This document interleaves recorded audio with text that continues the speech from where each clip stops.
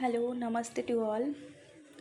तो आज जो है वो बीएड सेमेस्टर 3 के पेपर 301 का क्लास है, जिसका क्वेश्चन है criteria of a good evaluation tool and ways to increase test validity. मतलब कि अच्छे मूल्यांकन उपकरण के मापदंड एवं परीक्षा की वैधता बढ़ाने का उपाय, इस टॉपिक पे डिस्कस करेंगे हम। तो मूल्यांकन के उपकरण के बारे में देखते हैं। शिक्षा के क्षेत्र में मूल्यांकन दैट मीन्स इवैल्यूएशन का उद्देश्य केवल विद्यार्थी के अंक याद करना नहीं, बल्कि उसके ज्ञान, कौशल, दृष्टिकोण और व्यवहार के विकास को समझना भी है। एक अच्छा मूल्यांकन उपकरण इवैल्यूएशन टूल तभी प्रभावी माना जाता है जब वह विद्यार्थी की वास्तविक योग्यता को सही प्रकार से माप सके। मतलब कि एक इवैल्यूएशन टूल तभी होगा जब वो स्टूडेंट के हर एक काम पे ध्यान दे, उसका ज्ञान, उसका कौशल, उसका दृष्टिकोण, उसका व्यवहार, हर चीज़ को समझ करके इवैल्यूएशन करे। और एक अच्छा मूल्यांकन उपकरण तभी प्रभावी माना जाता है जब वो स्टूडेंट का रियल वैल्यू को माप सके। अच्छे मूल्यांकन उपकरण के मापदंड criteria of a good evaluation tools. तो ये इसमें पहला है हमारा वैधता, दैट मीन्स वैलिडिटी। कोई भी परीक्षण तभी एक अच्छा कहलाता है जब वह वही मापे जो मापना चाहता है। ये थोड़ा सा कंफ्यूज करने वाला है, लेकिन ये समझने वाला चीज़ है। वही मापे जो मापना चाहता है, मतलब कि मैथ्स को हम लोग इंग्लिश के हिसाब से नहीं माप सकते हैं। किसी का इंग्लिश बहुत अच्छा होगा लेकिन मैथ्स में उसको कैलकुलेशन भी नहीं आ सकता है। लेकिन किसी का मैथ्स एकदम एक्सपर्ट है, बहुत अच्छा है मैथ्स में, एकदम एक्सपर्ट है वो, लेकिन उसको इंग्लिश रीडिंग भी नहीं आ सकता है। तो उस बेसिस पे नहीं मापेंगे। जो लैंग्वेज है, जो सब्जेक्ट है, वही उसको मापेगा। वही बोला है कि जो मापना चाहता है वही मापेगा, कोई और नहीं।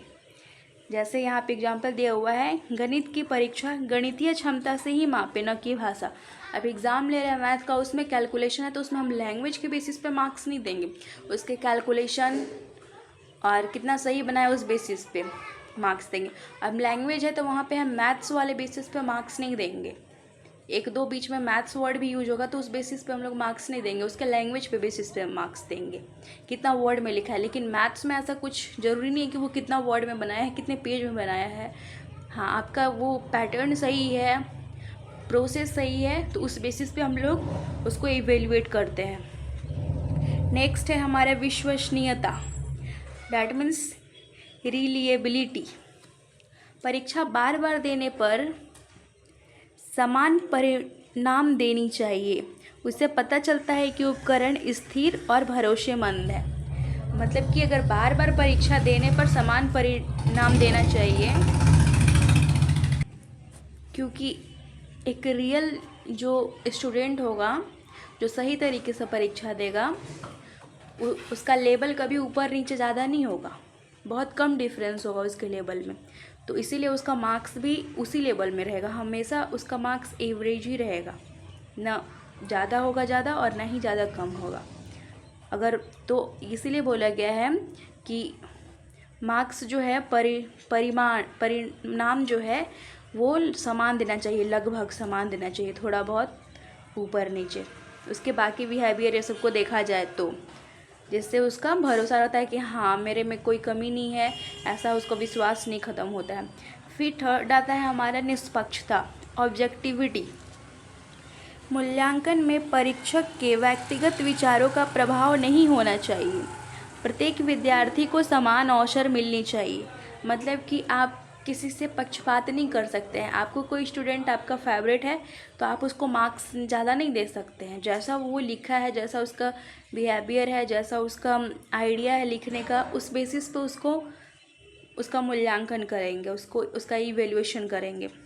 उसके साथ कोई पक्षपात नहीं होना चाहिए। हर स्टूडेंट को बराबर अवसर मिलना चाहिए, एक समान। फिर फोर्थ आता है हमारा व्यवहारिका, प्रैक्टिसेबिलिटी। मतलब कि परीक्षण समय, संसाधन और लागत की दृष्टि से सरल और उपयोगी होना चाहिए।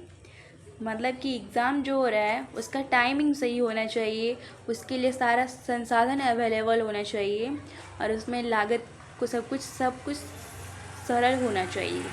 ऐसा नहीं कि आप क्वेश्चन दिए, क्वेश्चन को ऐसा दे दिए कि बच्चा कंफ्यूज हो जाए तो वो सही से उसको बना नहीं पाएगा। टाइमिंग ऐसा दे दिए, अब क्वेश्चन है लिखने का 300 वर्ड में और टाइमिंग दे दिए उसको हम बहुत कम टाइम दिए। जैसे कि हम 300 वर्ड का 5-6 क्वेश्चन दिए तो कम से कम उसको 2.5-3 घंटा चाहिए लिखने के लिए, और वहाँ पे हम टाइमिंग 1 आवर दे दिए, 1 घंटा दे दिए, तो वो लिख नहीं पाएगा। तो वो सबको देखते हुए हमें इवेलुएट करना है। फिर 5th है हमारा संपूर्णता, कॉम्प्रिहेंसिवनेस। मतलब कि मूल्यांकन केवल ज्ञान पे नहीं और केवल किताब पे नहीं होता है, बल्कि समझ, अनुप्रयोग, विश्लेषण और रचनात्मक जैसे सभी पहलुओं को कवर करता है। यानी कि अगर कोई रिज़ल्ट देता है तो रिज़ल्ट में देखे होंगे आप लोग कि वहाँ पे हर कुछ रहता है, उसका क्लास का अटेंडेंस, बिहेवियर, नोट मेकिंग, हर चीज़ के लिए मार्क्स मिलता है। यानी कि हमको सिर्फ उसके नॉलेज पे उसको नंबर नहीं देना है, वो क्लास में उसका बिहेवियर कैसा है और उसके अनुप्रयोग, विश्लेषण और रचनात्मक, ये सब चीज़ को ध्यान में रखते हुए उसको इवेलुएट करना है। फिर 6th है हमारा स्पष्टता, क्लियरिटी मतलब पता चल रहा है कि साफ़ सुथरा होना चाहिए सब कुछ। तो जो भी आप क्वेश्चन दे रहे हैं, जिस पे आप इवेलुएट करेंगे, जिस पे स्टूडेंट का इवेलुएशन करेंगे, उसमें जो प्रश्न होगा वो स्पष्ट, संक्षिप्त और विद्यार्थी के स्तर के अनुसार होनी चाहिए ताकि भ्रम की स्थिति ना बने। ऐसा ना हो कि आप सिलेबस कुछ और है, आप पढ़ा कुछ और दिया और क्वेश्चन कुछ और दे दिए। वो स्टूडेंट के लेवल का होना चाहिए। ऐसा नहीं होना चाहिए कि एग्ज़ाम है तो चैप्टर का सबसे टफ क्वेश्चन उससे पूछ रहे हैं, उसके लेवल का होना चाहिए। कुछ क्वेश्चन ईजी होगा, कुछ मॉडरेट होगा और कुछ टफ लेवल का होगा, ताकि वो सभी क्वेश्चन को मिला जुला कर बना सके। अगर सारे के सारे क्वेश्चन टफ आ जाएगा तो वो सारा का सारा क्वेश्चन छोड़ देगा। अगर सारे के सारे क्वेश्चन ईजी आ जाएंगे तो वो सारा का सारा क्वेश्चन बना देगा और हर बच्चा बना देगा। फिर वहाँ पे सबके मार्क्स अच्छे आएंगे। अगर सारा क्वेश्चन टफ हुआ तो सबके मार्क्स ख़राब आएंगे। तो क्वेश्चन को मिला जुला के देना होता है और क्वेश्चन एकदम क्लियर होना चाहिए। अब हम लोग देखेंगे कि परीक्षा की वैधता बढ़ाने के उपाय, way to increases the validity of a test. परीक्षा की वैधता को कैसे बढ़ाए, उसके वैल्यू को कैसे बढ़ाए, जो एग्ज़ाम ले रहे हैं उसका वैल्यू कैसे बढ़ाए। ऐसा नहीं कि एग्ज़ाम लिए, रिज़ल्ट दिए, ऐसे ही बस कोई भी आ गया, उसके प्रिपेयर होके आना चाहिए, उसका वैल्यू करे वो। तो सबसे पहले क्या करेंगे हम लोग, पाठ्यक्रम के सभी भागों को उचित रूप से शामिल करेंगे। ऑल सब्जेक्ट को शामिल करेंगे, ऑल सब्जेक्ट के अलावा लगभग चैप्टर को शामिल करेंगे। ऐसा नहीं कि एक ही चैप्टर से उठा के सारा क्वेश्चन दे दिए। चैप्टर के अंदर भी बहुत सारा पार्ट आता है, MCQ आता है, शॉर्ट आंसर टाइप आता है, लॉन्ग आंसर टाइप आता है, तो सबको इक्वली डिस्ट्रीब्यूट करके देंगे।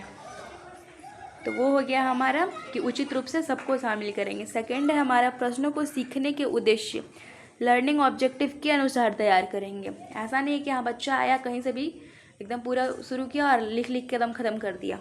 उसको सीखने के उद्देश्य से देंगे कि परीक्षा दे रहा है तो हाँ उसको पैटर्न पता चले कि हाँ अभी ये लिखना है, फिर ये लिखना है, फिर ऐसे देना है, ताकि वो फ्यूचर के लिए कुछ सीखे। ऐसा नहीं है कि अभी हम यहाँ पे लॉन्ग आंसर टाइप डाल दिए, फिर ऑब्जेक्टिव डाल दिए, फिर शॉर्ट आंसर टाइप डाल दिए, मतलब मिक्स करके डाल रहे हैं। यहाँ पे लॉन्ग डाल दिए, फिर शॉर्ट डाल रहे हैं, बीच में करेक्ट इनकरेक्ट वाला डाल दिए, बीच में फिलिंग द ब्लैंक्स डाल दिए, कुछ भी, तो वो सब चीज़ गलत है। वैसे इवेलुएट सही से नहीं कर पाएंगे। थर्ड है हमारा विभिन्न प्रकार के प्रश्नों, वस्तुनिष्ठ, लघु उत्तरीय, वर्णात्मक का संतुलन प्रयोग करें। वही जो अभी बताएं कि हर तरह का क्वेश्चन बुक में रहता है, हर चैप्टर में रहता है, तो सब सारे क्वेश्चन को दे, सिर्फ ऑब्जेक्टिव ही ना दे, या फिर सिर्फ सब्जेक्टिव ही ना दे, या फिर सिर्फ लॉन्ग आंसर टाइप ही क्वेश्चन ना दे। फिर फोर्थ है हमारा प्रश्नों की भाषा सरल और निष्पक्ष रखें। क्वेश्चन का लैंग्वेज जो है वो इजी होना चाहिए ताकि स्टूडेंट समझ सके, उसमें टफ वर्ड का ज़्यादा यूज़ ना करें और ज़्यादा इजी वर्ड का भी यूज़ ना करें।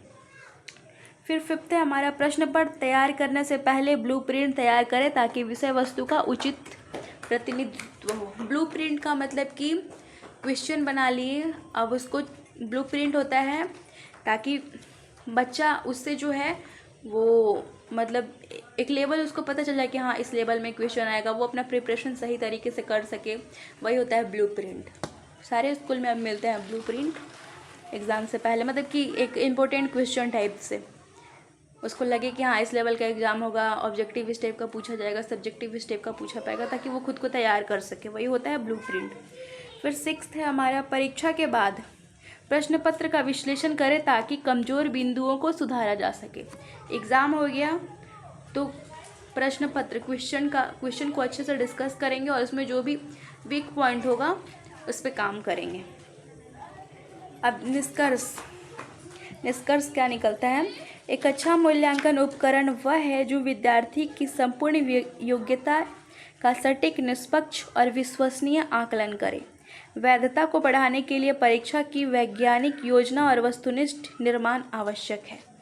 निष्कर्ष ये निकलता है कि एक मूल्यांकन उपकरण अच्छा तभी होगा जब वो किसी स्टूडेंट का, किसी विद्यार्थी का सटीक तरीका से, मतलब एकदम एक्यूरेटली, निष्पक्षता से, कहीं भी कोई पक्षपात नहीं होना चाहिए, और ऐसा होना चाहिए कि कोई भी स्टूडेंट उस पर भरोसा कर सके, ऐसा आकलन करे, तो वो एक अच्छा उपकरण है मूल्यांकन का, और इससे परीक्षा का वैधता भी बढ़ता है। तो ये हमारा बीएड सेमेस्टर 3 का 301 पेपर का एक क्वेश्चन। तो आप लोग इसको सेव कर लीजिएगा, और स्क्रीनशॉट भी लेना चाहे तो आप लोग ले सकते हैं।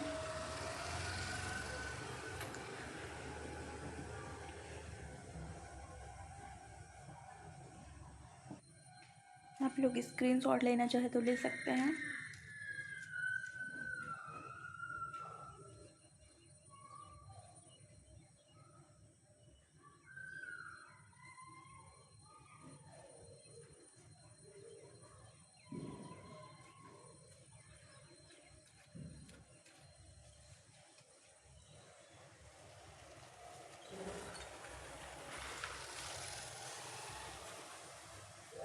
ठीक है, थैंक यू सो मच।